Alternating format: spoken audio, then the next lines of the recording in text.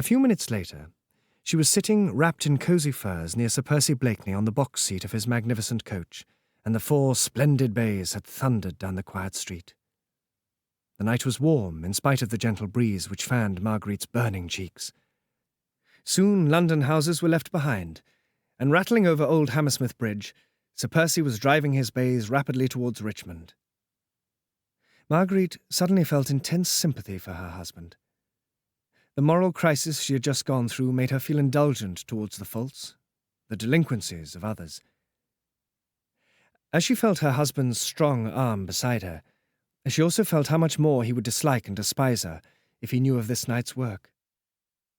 She despised her husband for his inanities and vulgar, unintellectual occupations, and he, she felt, would despise her still worse, because she had not been strong enough to do right for right's sake and to sacrifice her brother to the dictates of her conscience.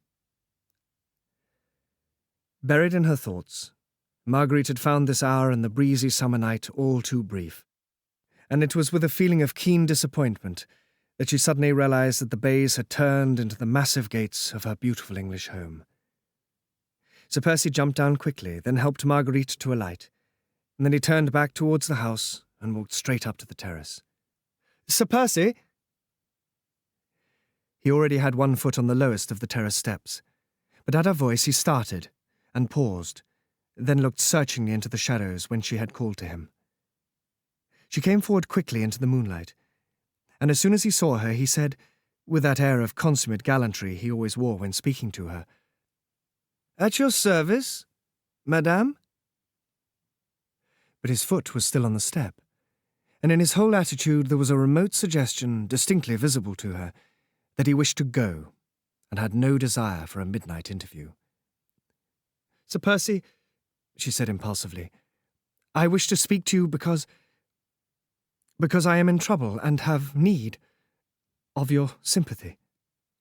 "It is yours to command, madame." "How cold you are," she sighed. "Faith, I can scarce believe that but a few months ago one tear in my eye had set you well nigh crazy. And now I come to you with a half-broken heart, and... "I pray you, madame," he said, whilst his voice shook almost as much as hers, "in what way can I serve you?" "Percy, Armand is in deadly danger. A letter of his, rash, impetuous, as were all his actions, and written to Sir Andrew Ffoulkes, has fallen into the hands of a fanatic. Armand is hopelessly compromised. Tomorrow, perhaps, he will be arrested. After that, the guillotine, unless... Oh, it is horrible. And you do not understand. You cannot, and I have no one to whom I can turn for help or even for sympathy." Tears now refused to be held back. All her trouble, her struggles, the awful uncertainty of Armand's fate overwhelmed her. She tottered, ready to fall, and leaning against the stone balustrade, she buried her face in her hands and sobbed bitterly. Instinctively, with sudden overmastering passion, at sight of her helplessness and of her grief, he stretched out his arms, and the next would have seized her and held her to him, protected from every evil with his very life, his very heart's blood. But pride had the better of it in this struggle once again. He restrained himself with a tremendous effort of will, and said coldly, though still very gently, "Will you not turn to me, madame, and tell me in what way I may have the honour to serve you?" She made a violent effort to control herself. "Can you do aught for Armand?" she said sweetly and simply. "You have so much influence at court, so many friends." "Nay, madame, should you not rather seek the influence of your French friend, Monsieur Chauvelin? His extends, if I mistake not, even as far as the Republican government of France." "I cannot ask him, Percy. Oh, I wish I dared to tell you, but he has put a price on my brother's head, which She would have given worlds if she had felt the courage then to tell him everything. All she had done that night, how she had suffered and how her hand had been forced. But she dared not give way to that impulse. After all, he might not understand, he might not sympathize with her struggles and temptation. His love, still dormant, might sleep the sleep of death. Perhaps he divined what was passing in her mind. His whole attitude was one of intense longing, a veritable prayer for that confidence which her foolish pride withheld from him. When she remained silent, he sighed, and said with marked coldness, "Faith, madam, since it distresses you, we will not speak of it. As for Armand, I pray you have no fear. I pledge you by my word he shall be safe. Now, have I your permission to go? The hour is getting late, and you will at least accept my gratitude," she said, as she drew quite close to him and speaking with real tenderness. With a quick, almost involuntary effort, he would have taken her then in his arms, for her eyes were swimming in tears which he longed to kiss away. But she had lured him once, just like this, and then cast him aside like an ill-fitting glove. He thought this was but a mood, a caprice, and he was too proud to lend himself to it once again. "It is too soon, madame," he said quietly. "I have done nothing as yet. The hour is late, and you must be fatigued. Your women will be waiting for you upstairs." He stood aside to allow her to pass.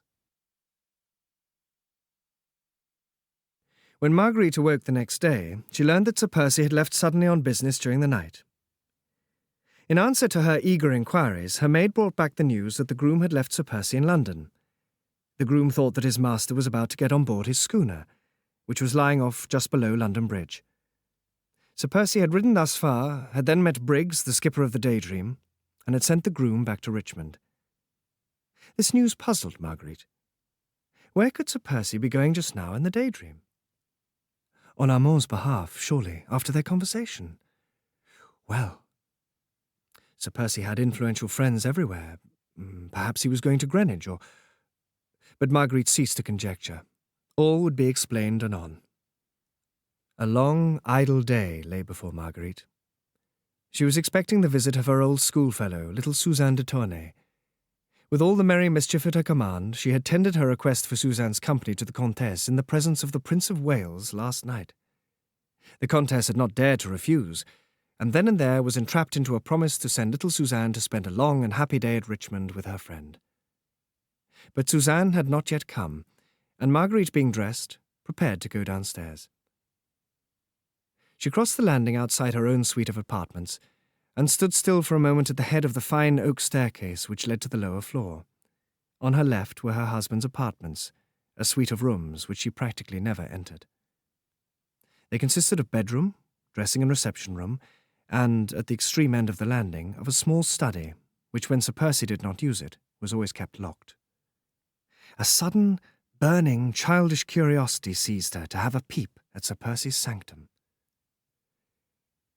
Gently, on tiptoe, she crossed the landing, and like Bluebeard's wife, trembling half with excitement and wonder, she paused a moment on the threshold, strangely perturbed and irresolute. The door was ajar, and she could not see anything within. She pushed it open tentatively. There was no sound. She walked boldly in. At once she was struck by the severe simplicity of everything around her. The dark and heavy hangings, the massive oak furniture, the one or two maps on the wall in no way recalled to her mind the lazy man about town, the lover of racecourses, the dandified leader of fashion, that was the outward representation of Sir Percy Blakeney. There was no sign here, at any rate, of hurried departure. Everything was in its place. Not a scrap of paper littered the floor, not a cupboard or drawer was left open. The curtains were drawn aside, and through the open window the fresh morning air was streaming in. Facing the window, and well into the centre of the room, stood a ponderous business-like desk, which looked as if it had seen much service. It was covered with a mass of papers, all neatly tied and docketed, which looked like accounts and receipts arranged with perfect method. It had never before struck Marguerite Nor had she, alas, found it worthwhile to inquire as to how Sir Percy, whom all the world had credited with a total lack of brains, administered the vast fortune which his father had left him. Since she had entered this neat, orderly room, she had been taken so much by surprise that this obvious proof of her husband's strong business capacities did not cause her more than a passing thought of wonder. But it also strengthened her in the now certain knowledge that, with his worldly inanities, his foppish ways and foolish talk, he was not only wearing a mask, but was playing a deliberate and studied part. Marguerite wondered again. Why should he take all this trouble? Why should he, who was obviously a serious, earnest man, wish to appear before his fellow men as an empty-headed nincompoop? He may have wished to hide his love for a wife who held him in contempt, but surely such an object could have been gained at less sacrifice and with far less trouble than constant, incessant acting of an unnatural part. She looked around her quite aimlessly now. She was horribly puzzled, and a nameless dread, before all this strange, unaccountable mystery, had begun to seize upon her. She felt cold and uncomfortable suddenly in this severe and dark room. There were no pictures on the walls, only a couple of maps, both of parts of France, one of the north coast and the other of the environs of Paris. What did Sir Percy want with those, she wondered. Her head began to ache. She turned away from this strange Bluebeard's chamber which she had entered, and which she did not understand.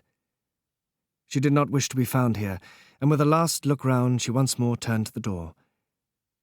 As she did so, her foot knocked against a small object which had apparently been lying close to the desk, on the carpet, and which now went rolling right across the room. She stooped to pick it up. It was a solid gold ring, with a flat shield, on which was engraved a small device. Marguerite turned it over in her fingers, and then studied the engraving on the shield. It represented a small, star-shaped flower, of a shape she had seen so distinctly before, at Lord Grenville's ball. At what particular moment the strange doubt first crept into Marguerite's mind, she could not herself afterwards have said. With the ring tightly clutched in her hand, she had run out of the room, down the stairs, and out into the garden, where in complete seclusion, alone with the flowers and the river and the birds, she could look again at the ring and study that device more closely. Stupidly, senselessly now, sitting beneath the shade of an overhanging sycamore, she was looking at the plain gold shield with the star-shaped little flower engraved upon it. Her thoughts were in a whirl, her mind a blank. She did not see anything that was going on around her, and was quite startled when a fresh young voice called to her across the garden, "Chérie, Chérie, where are you?" And little Suzanne, fresh as a rosebud, with eyes dancing with glee and brown curls fluttering in the soft morning breeze, came running across the lawn. "They told me you were in the garden," she went on, prattling merrily and throwing herself with pretty girlish impulse into Marguerite's arms. "So I ran out to give you a surprise. You did not expect me quite so soon, did you, my darling little Margot chérie?" Marguerite, who had hastily concealed the ring in the folds of her kerchief, tried to respond gaily and unconcernedly to the young girl's impulsiveness. "Indeed, sweet one," she said with a smile, "it is delightful to have you all to myself, and for a nice whole long day. Tell me, what is the latest news about your father?" "Oh," said Suzanne with mad glee, "the best we could possibly hear. My Lord Hastings came to see Maman early this morning. He said that all is now well with dear Papa, and we may safely expect him here in England in less than 4 days. "Yes," said Marguerite, whose glowing eyes were fastened on Suzanne's lips as she continued merrily, "Oh, we have no fear now. You don't know, chérie, that great and noble Scarlet Pimpernel himself has gone to save Papa. He has gone, chérie, actually gone," added Suzanne excitedly. The blow had fallen. She had expected it all along, though she had tried for the past half hour to delude herself and to cheat her fears. He had gone to Calais, had been in London this morning. He, the Scarlet Pimpernel, Percy Blakeney, her husband, whom she had betrayed last night to Chauvelin. Percy. Her husband, the Scarlet Pimpernel. Oh, how could she have been so blind? She understood it now. All at once, that part he played, the mask he wore, in order to throw dust in everybody's eyes. And all for sheer sport and devilry, of course. Saving men, women and children from death, as other men destroy and kill animals for the excitement, the love of the thing. The idle, rich man wanted some aim in life. He and the few young bucks he enrolled under his banner had amused themselves for months in risking their lives for the sake of an innocent few. Perhaps he had meant to tell her when they were first married. And then the story of the Marquis de Saint-Cyr had come to his ears, and he had suddenly turned from her, thinking no doubt that she might some day betray him and his comrades, who had sworn to follow him. And so he had tricked her, as he had tricked all others, whilst hundreds now owed their lives to him, and many families owed him both life and happiness. The mask of the inane fop had been a good one, and the part consummately well played. No wonder that Chauvelin's spies had failed to detect, in the apparently brainless nincompoop, the man whose reckless daring and resourceful ingenuity had baffled the keenest French spies, both in France and in England. Even last night, when Chauvelin went to Lord Grenville's dining room to seek that daring Scarlet Pimpernel, he only saw that inane Sir Percy Blakeney fast asleep in a corner of the sofa. Had his astute mind guessed the secret then? Here lay the whole awful, horrible, amazing puzzle. In betraying a nameless stranger to his fate in order to save her brother, had Marguerite Blakeney sent her husband to his death? No. No, no. 1,000 times no. Surely fate could not deal a blow like that. Nature herself would rise in revolt. Her hand, when it had held that tiny scrap of paper last night, would surely have been struck numb ere it had committed a deed so appalling and so terrible.